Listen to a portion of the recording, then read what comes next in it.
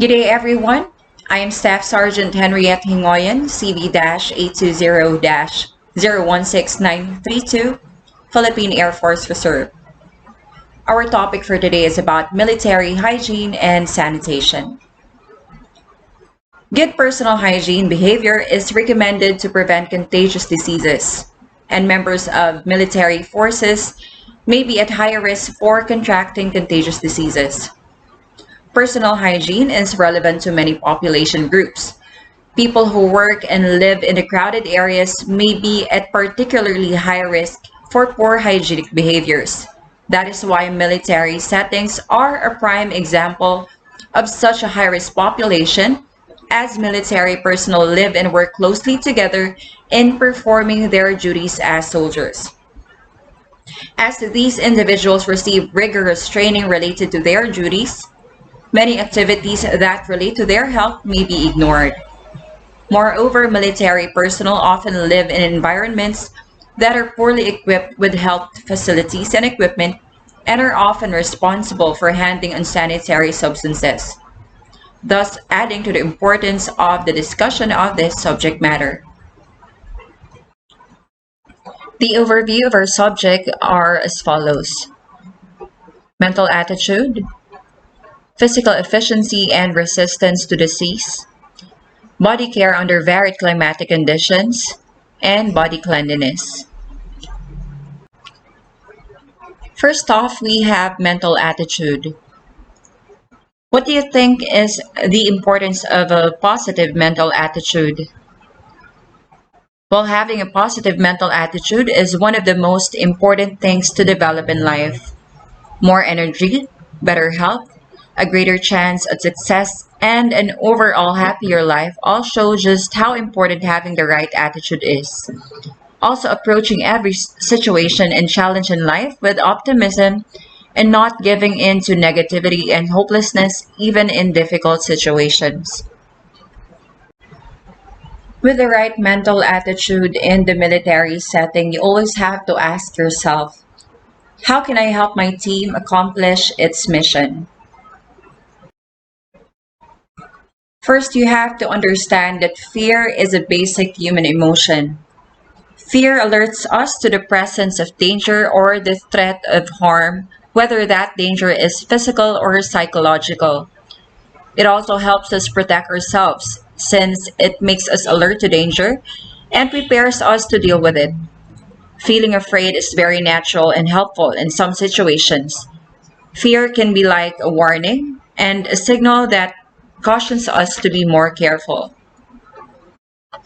Avoid letting your imagination run wild. So, how do you stop your imagination from running wild? Rather than controlling your mind, let it wander around a bit. The problem actually is not an active imagination, but not focusing all that energy into creating positive things. So give your thoughts a purpose. Use those ideas to help you go inside your mind and know yourself better, and create objectives to accomplish what you really want. But when your mind runs on your imagination, tone it down by doing something you enjoy and keep your mind preoccupied. If you are overly imaginative, don't run from it.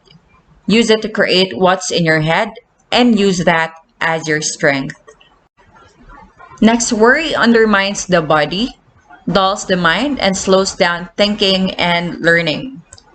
Constant worrying, negative thinking, and always expecting the worst can take a toll on your physical and emotional health.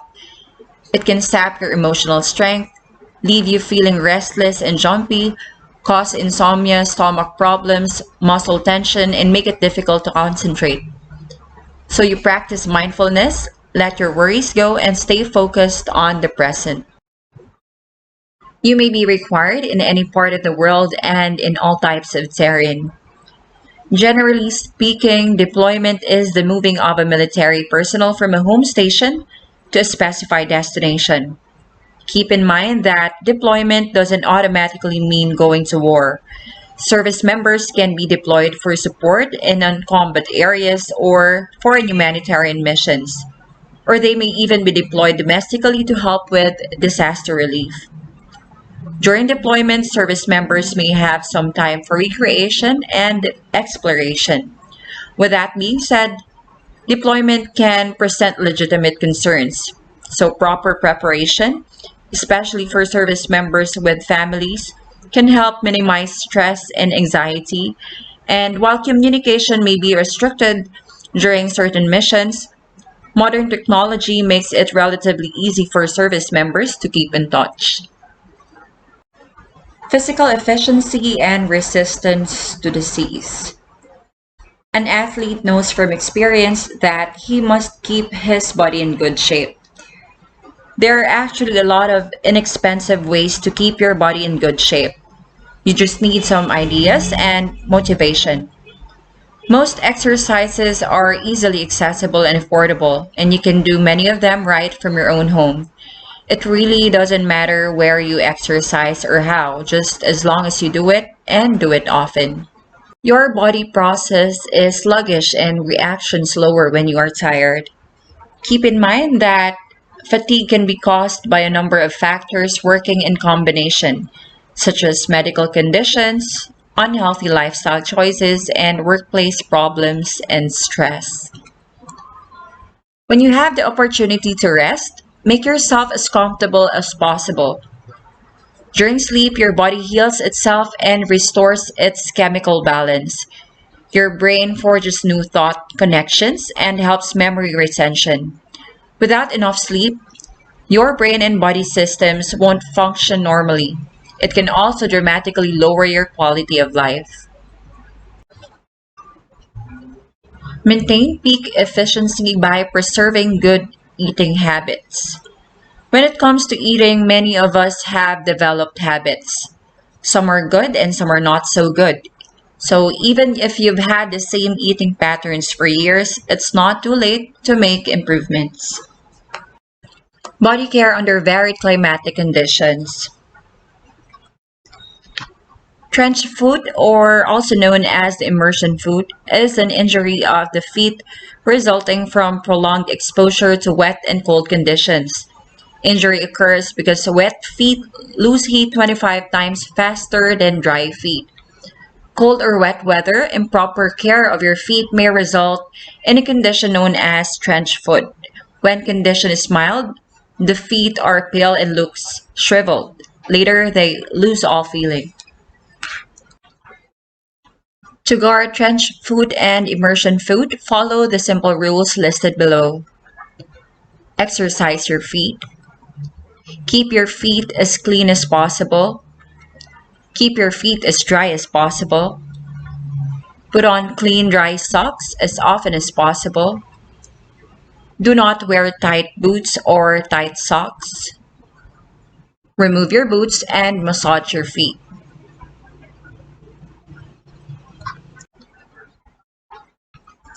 It is especially important to exercise the feet to maintain circulation.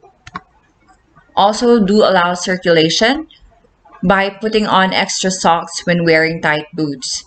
If your boots feel tight, loosen the laces. Wear loose clothing around the knees and cuffs of your legs. Heat cramps.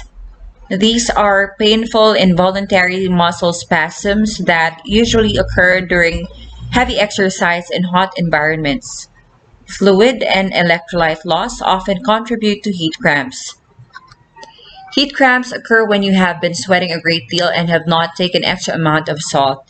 So if you suspect heat cramps, rest briefly and cool down. Drink electrolyte containing sports drink.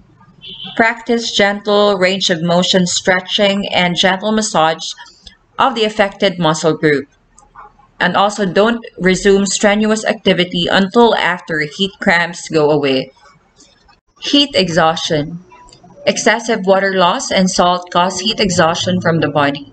This condition results from heavy sweating. Heat exhaustion is a condition whose symptoms may include heavy sweating and a rapid pulse, a result of your body overheating. It's one of the three heat-related syndromes, with heat cramps being the mildest and heat stroke being the most severe. Heat stroke. Very high body temperature and unconsciousness characterize heat stroke, a very serious condition with a high death rate. Heat stroke is a condition caused by your body overheating, usually a result of prolonged exposure to or physical exertion in high temperatures. Heat stroke treatment centers on cooling your body to a normal temperature to prevent or reduce damage to your brain and vital organs. A bath of cold or ice water has been proved to be the most effective way of quickly lowering your core body temperature. The quicker you can receive cold water immersion, the less risk of death and organ damage. Body cleanliness. The goal of hygiene promotion is to help people to understand and develop good hygiene practices so as to prevent disease and promote positive attitude towards cleanliness. So how do you do this? Of course, you perform and maintain field hygiene and sanitation. Promote good personal hygiene. Arrange for facilities such as hand washing and showering devices, hot water for shaving, and heated dressing area. Also assist in inspecting soldiers to ensure adequate personal hygiene measures and protect water sources by good sanitary practices. Also, part of body cleanliness is identifying water sources.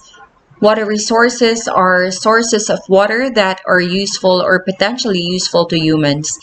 It is important because it is needed for life to exist.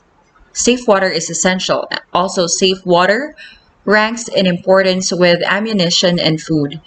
Its availability often has a direct bearing on the success or failure of a mission. When in the field, soldiers must be supplied with sufficient water to drink and maintain personal hygiene and maximum health. So once water sources have been identified, first you have to treat the water source. Filter to remove remaining turbidity and consider the addition of chlorine. Take note that calcium hypochlorite is added to the water in amount necessary, with the chlorine demand to destroy organisms. Also, the sudden disappearance of chlorine probably indicates recontamination. In line with practicing good personal hygiene and identifying water sources is also verifying food service sanitation. Identify factor causing foodborne disease. Foodborne diseases are caused by contamination of food and occur at any stage of the food production, delivery, and consumption chain. They can result from several forms of environmental contamination, including pollution in water, soil, or air, as well as unsafe food storage and processing.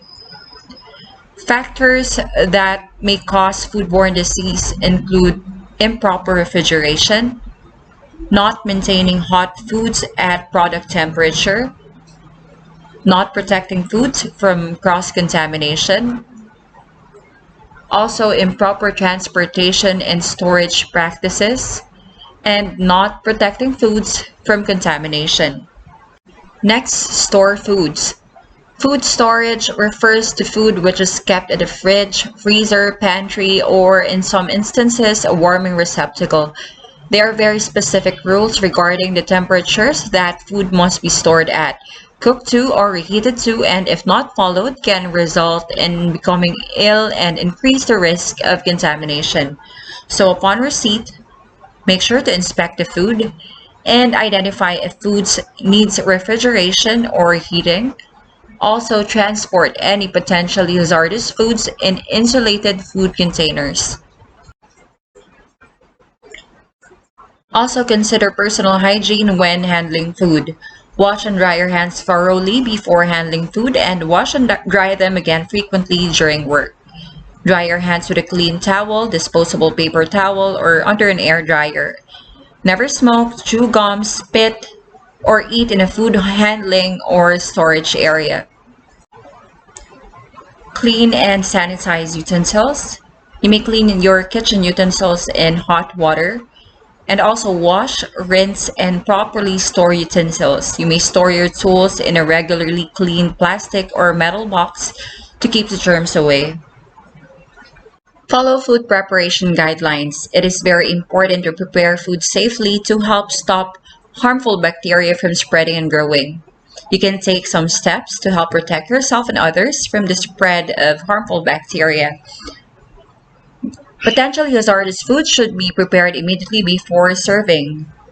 Plan meals to reduce the amount of leftovers. And thoroughly wash and rinse fruits and vegetables. Take note that fruits and vegetables grown in areas where human excreta are used as fertilizer must not be consumed raw except with approval of medical authority. Inspect food service facilities. Inspection is the primary tool for detecting procedures and practices that may be hazardous and taking actions to correct deficiencies.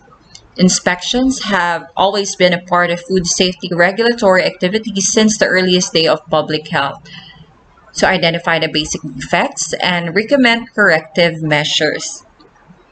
A quick recap on the topics previously discussed. Following are mental attitude, physical efficiency, and resistance to disease, body care under varied climatic conditions, and body cleanliness. Now it's time for a short quiz to test your knowledge on the topics discussed. First question is, this occurs when you have been sweating a great deal and have not taken extra amount of salt. The correct answer is heat cramps. Next question. This is caused by excessive salt and water loss in the body. This condition results from heavy sweating. The correct answer is heat exhaustion. For the last question, this is characterized by a very high body temperature and unconsciousness, a very serious condition with a high death rate. The correct answer is heat stroke. So that calls the end of our presentation. Once again, this is Staff Sergeant Henriette Hingoyan, Philippine Air Force Reserve. Thank you and have a good day ahead.